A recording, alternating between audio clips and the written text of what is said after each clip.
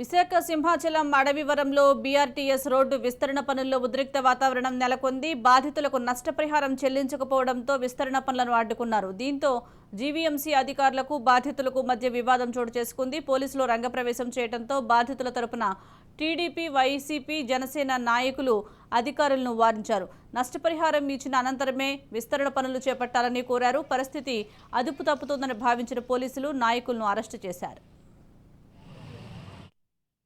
అయితే ఇక్కడ ప్రభుత్వం ద్వారా ప్రతినిధులైనటువంటి ఇక్కడ ఎమ్మెల్యే గారు అయితేనేమి, ఏదైతే కమిషనర్ గారు అయితేనేమి, కలెక్టర్ గారు అయితేనేమి పలుమార్లు బాధితులతో ఉన్న మీటింగ్లు జరపడం జరిగింది. అలాగే మేము కూడా ఒక డిమాండ్ పెట్టాం. వీళ్ళు రోడ్డుకి ఎటువంటి అభివృద్ధికి ఆటంకం కాదు, కానీ వీళ్ళకి ఇవ్వాల్సినటువంటి స్ట్రెచ్చర్ కాంపన్సేషన్ అయితేనేమి, టీడీఆర్లు అయితేనేమి, ఏదైతే కొంతమంది సైట్లు పోయిన వాళ్ళు చాలామంది మొత్తం టోటల్గా స్ట్రెచ్చర్ కోల్పోయిన వాళ్ళు చాలామంది ఉన్నారు. వాళ్ళకి కొద్దిగా న్యాయం చేయండి, ప్రభుత్వ పరంగా వాళ్ళ మానవతా దృక్పథంతో వాళ్ళందరూ అకామిడేట్ చేయండి అని చెప్పేసి మేము వేడుకోవడం జరిగింది. ఇక్కడ ఉన్న నాయకులందరం కూడా అదే డిమాండ్ చేయడం జరిగింది.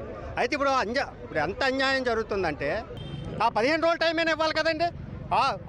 మరి ఇప్పుడు సడన్గా వచ్చి వీళ్ళందరినీ ఎక్కడికో వెళ్ళిపోండి, మేము మిషన్తో కొట్టేస్తామంటే ఎంత దారుణం. ఇది ప్రజాస్వామ్యంలో ఉంటున్నామా, మరి ఎక్కడ బతుకుతున్నాం అనేది ప్రజలందరూ కూడా చాలా భయభ్రాంతులు అవుతున్నారు.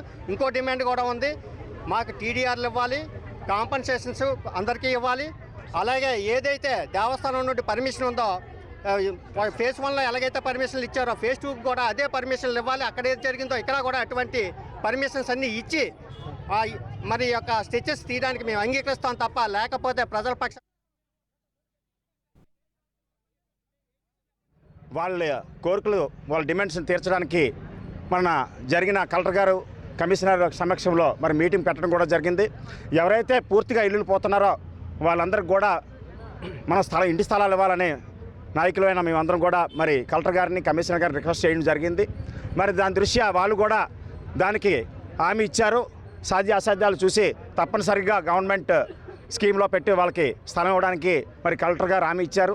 మరి ఎందుకో తెలీదు, మరి ఈ రోజున మరి జీవీఎంసీ అధికారులు మరి ఈ తొందరపాటుతనంతో ఈ రోజున ప్రజలందరూ ఇక్కడ అందరిని కూడా భయ ఆందోళనకు గురి చేస్తున్నారు. ముఖ్యంగా మరి గవర్నమెంట్కి వ్యతిరేకంగా చేస్తున్నారా, మరి ఇక్కడ మరి ఎందుకు వ్యతిరేక కార్యక్రమాలు పాల్పడుతున్నారో అర్థం కాలేదు. ముఖ్యంగా మేము టీడీఆర్ బిల్డింగ్ కాంపన్సేషన్ చెక్కు, బిల్డింగ్ కట్టుకోవడానికి పర్మిషను, అక్కడైతే ఫస్ట్ ఫేజ్లో ఎలాగైతే ఇచ్చారో గోశాల నుంచి ఇక్కడ మన మార్కెట్ వరకు ఎలాగైతే ఇచ్చారో అదే రకంగా ఏమంటున్నాం. కొత్తగా మేమేం కోరలేదు. మరి ఈ రోజున మరి జీవీఎంసీ కమిషనర్ వీళ్ళందరూ కూడా వచ్చి ఇక్కడ మరి భయాందోళనకు గురి చేస్తున్నారు. ముఖ్యంగా మేమందరం ఒకటే చెప్తా ఉన్నాం, పార్టీలు కాదు, ఇక్కడ గ్రామం తరపున అందరం కూడా పార్టీలకు అతీతంగా